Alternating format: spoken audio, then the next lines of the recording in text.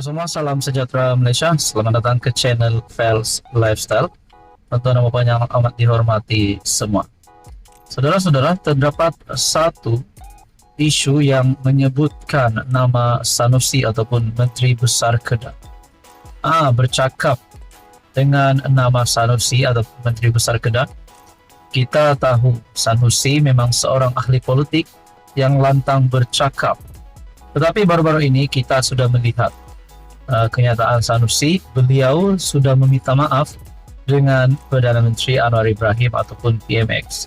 Namun saudara-saudara, kita juga sudah sedia maklum bahwa nama Sanusi yang dilibatkan dengan pertuduhan di bawah akta hasutan. Nah, saudara-saudara, berkaitan dengan kes itu, ini adalah satu keputusan terkini yang saya dapat maklumat daripada Cosmo.com. Sanusi gagal batal 2 pertuduhan, kes bicara 22 Julai. Nah, saudara-saudara yang amat dihormati, adakah sekiranya Sanusi akan dibuktikan bersalah dan beliau memang melanggar kesalahan ataupun undang-undang? Adakah beliau berisiko untuk ditangkap sehingga paling teruk kesannya beliau masuk penjara dan juga jawatan beliau sebagai MD Kedah akan ditarik balik? Nah, itu menjadi persoalannya lah.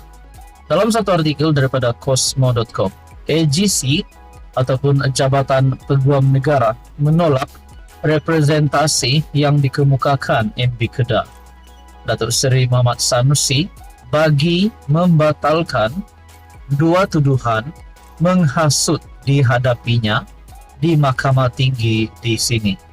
Artikel bertarikh 17 Mei. Perkara itu dimaklumkan Timbalan Pendakwa Rakyat Datuk Masri Muhammad Daud pada sebutan kes di hadapan Hakim Datuk Aslam Zainuddin. Pihak pendakwaan telah memaklumkan perkara itu, keputusan representasi kepada pihak pembelaan melalui satu surat pada 3 Mei lalu, kata Muhammad Daud. Peguam Awang Armada Jaya yang mewakili Muhammad Sanusi kemudian mengesahkan perkara itu. Dengan keputusan, representasi kes akan diteruskan dengan perbicaraan. Sebelum ini, Mahkamah telah menetapkan tarikh perbicaraan ialah pada 22, 23, 29 dan 30 Julai serta 5, 6, 9, 12, 13 dan 23 Ogos. Mengikut kedua-dua pertuduhan itu, Muhammad Sanusi didakwa telah menyebut perkataan menghasut di Simpang 4 Taman Selayang Mutiara, Kampung Bendahara, Gombak dekat sini pada pukul 11 malam pada 11 Julai 2023. Justru kedua-dua pertuduhan dikemukakan menurut Seksyen 4 dalam kurungan 1 dalam kurungan B Akta Hasutan 1948 yang boleh dihukum mengikut Seksyen 4 dalam kurungan 1 Akta Sama yang membawa hukuman denda sehingga 5.000 atau penjara maksimum 3 tahun atau kedua-duanya jika sabit kesalahan. Mahkamah Tinggi memutuskan demikian selepas membenarkan permohonan Muhammad Sanusi yang juga adun Jeneri selaku pemohon untuk memindahkan kes itu.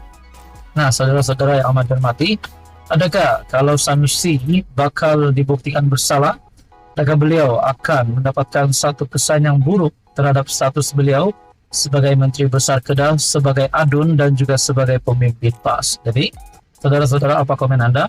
Sekian saja, teruskan bersama di dalam channel ini untuk maklumat yang selanjutnya. Halo semua, salam sejahtera Malaysia, tuan-tuan dan bapak yang amat dihormati.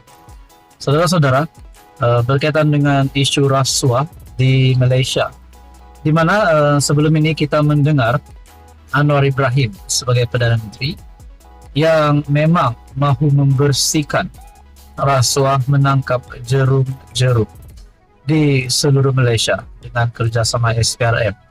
Bahkan yang di Pertuan Agong 17 Sultan Ibrahim sudah bertitah berkaitan dengan ini. Namun saudara-saudara, masih lagi terdapat beberapa unsur rasuah yang kita dengar. Dan terkini Azam Baki dalam satu kenyataan. Ini adalah berkaitan dengan kerajaan negeri Kelantan yang melibatkan negeri pimpinan PAS ataupun Perikatan Nasional. Nah, saudara-saudara, SPRM siasat 10 projek pembinaan Telaga Jecari lebih RM300 juta. Menurut Ketua Pesuruhjaya SPRM Tan Sri Azam Baki, SPRM membuat siasatan terhadap 28 telaga jari yang dibina menerusi projek pembinaan Telaga Jejari HCW yang membabitkan 10 projek pembinaan serta membaik pulih loji rawatan air LRE dianggarkan berjumlah lebih 300 juta yang dibina Air Kelantan Sedan Berhad EKSB kerana gagal berfungsi bagi membekalkan air kepada penduduk. Ketua Pesuruhjaya SPRM Tan Sri Azam Baki berkata, projek berkenaan dibina antara 2008 hingga 2015.